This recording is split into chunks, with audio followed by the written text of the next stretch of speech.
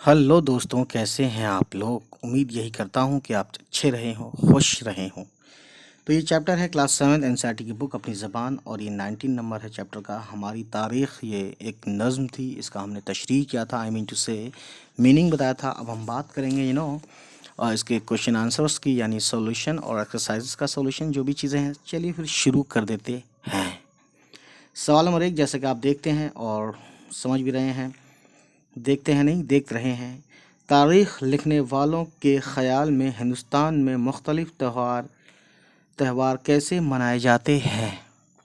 जवाब है गाइस, हमारे मुल्क में मुख्तलिफ़ मज़ाहिब के लोगों के बावजूद हमारी तारीख़ यानी हमारी हिस्ट्री हमें ये बताती है कि दिवाली के मौके पर हर घर को चरागों से रोशन किया जाता है, यानी उजाला किया जाता है। ईद के त्यौहार के नूर नूर बोलते हैं रोशनी, नूर से लोगों के सीने मुनव्वर हो जाते हैं, यानी रोशनी से भर जाते हैं। मुनव्वर होना यानी रोशनी से भर जाना। और होली के रंग हर एक के दिल के जज्बात में बिखर जाते थे, और लोगों के चेहरों पर लाले के फूलों की जैसी चमक दिखाई देती थी। क्योंकि ये उस वक्त लिखा गया था, जिस वक्त उस मंजर आम पर लिखा गया था जिस वक्त हिंदुस्तान में ब्रिटिशर्स है ना रूल करते थे। नाउ सवाल नंबर 2 है, तो उसी का जवाब था ये, ठीक है, शेर व शायरी का। ठीक, अजनबी हाथों से शायरी की क्या मुराद है, शायर की क्या मुराद है।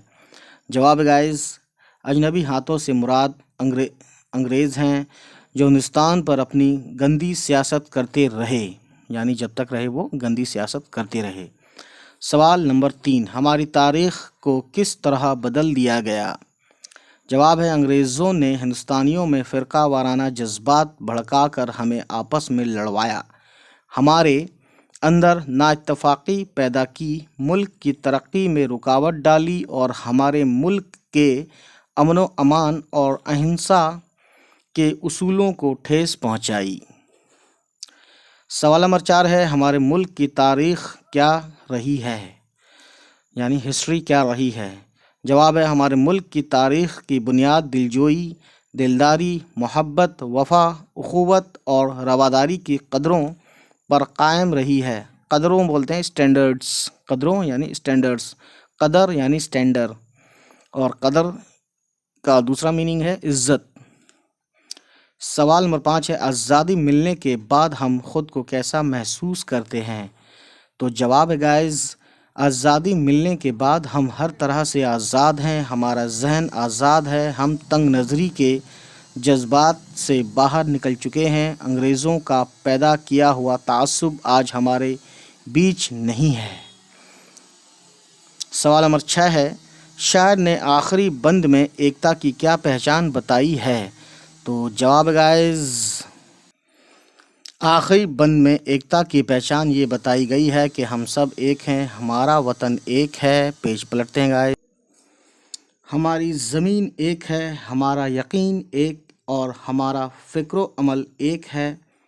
फिर भी अगर कोई ये कहे कि हम एक नहीं हैं तो ये बिल्कुल गलत है, हम सब तो एक ही हैं। तो गाइस, नीचे लिखे हुए बंद को मुकम्मल कीजिए। तो आप समझ सकते हैं, इस तरह से लिखा होगा आपकी बुक में, है ना। मैं इसका आंसर डायरेक्ट पढ़ देता हूँ, और ये वैसे भी आप उससे ले सकते हैं, ठीक है। जैसे यहाँ फिल इन द ब्लैंक्स था ऊपर, जैसे कि इस पहले में तारीख़ है, दूसरी लाइन में अहिंसा है, और तीसरी में है उठा, चौथी में है नानक। ठीक, अब देखते हैं गाइस, नीचे लिखे हुए लफ्ज़ों को जुमलों में इस्तेमाल कीजिए। उजाले, अजनबी, नफ़रत, चालाक, वफ़ा, अमन, आज़ाद। बहरहाल हम देखते हैं, इसमें लिखा है जुमलों में, यानी कि इसमें आप चेंज भी कर सकते हैं अपनी तरफ से अगर आप चाहें तो, नहीं चाहेंगे तो भी चलेगा। पहला वर्ड है उजाले, त्यौहार हमारे दिलों में उजाले कर देते हैं। अजनबी, अजनबी लोगों की बातों में नहीं आना चाहिए। नफ़रत, अंग्रेज़ों ने हमारे प्यार को नफ़रत में बदल दिया था। चालाक, चालाक लोग सीधे सादे लोगों को धोखा देते हैं, और ये बात सच है, लेकिन सीधा साधा धोखा समझता है लेकिन कहता कुछ नहीं है, ये अपने आप में एक अलग बात है। वफ़ा, हमारी तारीख़ वफ़ा की तारीख़ है, ठीक है। अमन, मज़हब हमें अमन का दरस देता है। दरस बोलते हैं सबक यानी लेसन। अब देखते हैं गाइस, ठीक है।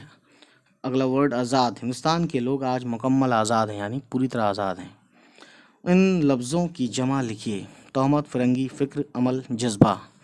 तो देखते हैं गाइस, जमा यानी कि जमा का मतलब होता है प्लूरल, और ये वाहिद वाली कॉलम है, वाहिद वाला कॉलम है, और ये जमा का है। जैसे तोहमत का तोहमतें, फ़िक्र सिंगुलर है यानी वाहिद है तो फ़िक्र का इफ़कार जमा हो गया, जज्बा का जज्बात, फिरंगी का फिरंगियों, अमल का आमाल, ठीक है। अलिफ से है, अलिफ आइन मीम अलिफ लाम आमाल, ठीक।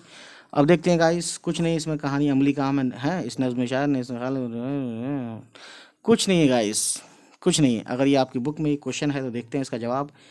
सवाल पढ़ लेते हैं। इस नज़्म में शायर ने जिन ख्यालात का इजहार किया है उन्हें अपने लफ्ज़ों में लिखिए।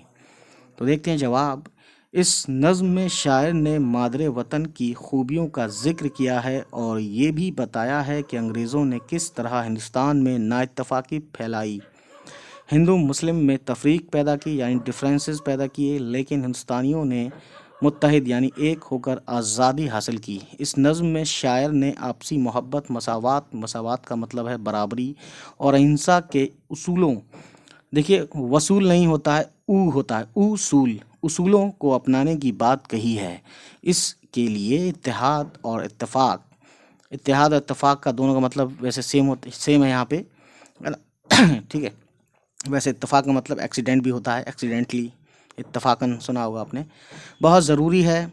इत्तेफाक का मतलब होता है एक राय, यानी जैसा हम सोच रहे हैं वैसा हम सोच रहे हैं, ठीक है। जैसा आप कह रहे हैं वैसा हम भी इत्तेफाक रखते हैं, ठीक। आज पूरे आलम में यानी दुनिया में अमन कायम रखने की कोशिशें हो रही हैं। सो गाइस, आज की कहानी इतनी ही। उम्मीद है ये वीडियो आपको पसंद आई होगी, और अगर पसंद आई तो प्लीज़ हमारे चैनल को सब्सक्राइब कीजिएगा और तो पहुँचाएं जिसको इसकी ज़रूरत है। ठीक गाइस, चलिए मिलते हैं, बाय बाय, टेक केयर।